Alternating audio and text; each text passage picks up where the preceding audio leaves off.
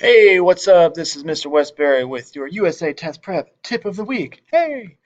As we move down towards the big test time, let's think about some things you can incorporate right now. If you go to teacher resources, right now I'm in 8th grade, teacher resources, physical science. You can do this in any grade that you are teaching. If you go down a little bit to flashcards, go to flashcards. In flashcards, you can choose your domain. Let's say you're doing just happen to be forces and changes in motion. Here you can select the words that you wish to have them tested on. Maybe you're doing force, friction, gravity, unbalanced, speed, mass, motion, distance. We'll just do that for now. Okay. Load those flashcards up. Now you can take a look at them. Once you look at them, you say, okay, I'm just going to hit the big A here. I want that print to be a little bit bigger. Distance measured value, always positive from 1 point. Maybe I'm not going to use that. I don't know. I can change that later.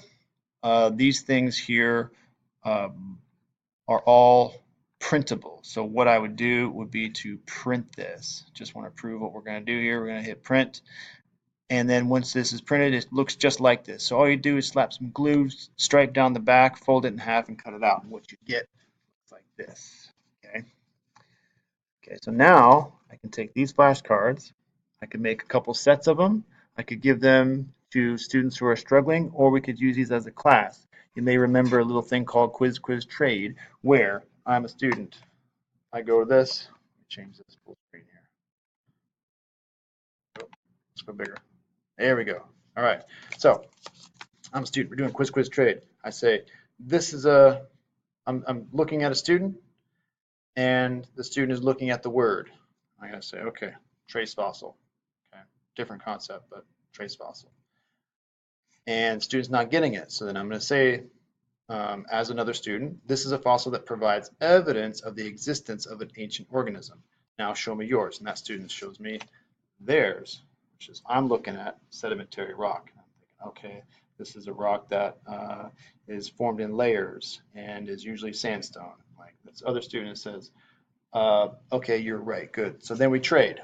Quiz, quiz, trade. Now I'm going to go find another student and I'm going to read them the word without showing them the definition, or I can read them the definition and have them guess the word. There's a lot of different ways you can do that. I'm probably forgetting other things because I'm trying to do this in one take, and that's what we do.